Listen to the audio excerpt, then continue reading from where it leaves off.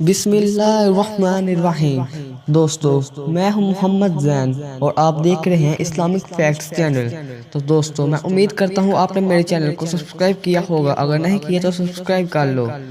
دوستو، اگر آپ کو بھی لگتا ہے کہ آپ کچھ ایسی غلطیاں کر رہے ہو جس کی وجہ سے آپ کے رزق میں اضافہ نہیں ہو رہا، تو دوستو آج آپ کو میں رزق میں برکت کا وظیفہ بتاؤں گا۔ جواب: اللہ تعالیٰ آفات اور مصائب سے بچا لے، یہ بھی برکات کی ایک صورت ہے۔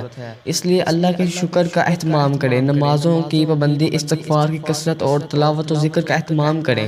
والدین حیات ہیں تو ان کی خدمت و اطاعت کریں۔ ایک اور پہلو یہ بھی غور کر لیجئے کہ سواری سے کرایہ طے کرتے وقت مناسب کرایہ طے کریں۔ ایندھن وغیرہ یا دیگر اخراجات وغیرہ کے حوالے سے غلط بیانی سے مکمل اجتناب کریں اور کوشش کریں کہ باہم رضامندی سے اتنا کرایہ طے کریں کہ سواری طیب خاطر سے آپ کو وہ کرایہ دے۔ جب آپ کی آمدن میں سواریوں کی طیب خاطر بھی ہوگی اور آپ کی طرف سے کسی قسم کی غلط بیانی نہیں ہوگی تو انشاءاللہ تعالی اس آمدن میں مزید برکت ہوگی۔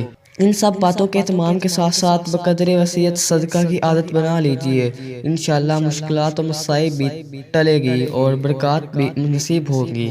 نیز حضرت مولانا شاہ عبد الغنی پھول پوری رحمۃ اللہ علیہ رضی اللہ عنہ نے فرمایا کہ حاجی امداد اللہ رحمۃ اللہ علیہ سے مقبول ہے کہ جو شخص صبح کو 70 مرتبہ پابندی سے یہ آیات پڑھے وہ رزق کی تنگی سے محفوظ رہے گا، اور فرمایا کہ بہت معجزہ عمل ہے۔ آیت یہ ہے: اللہ لطیف بعبادہ یرزق من یشاء وہو القوی العزیز۔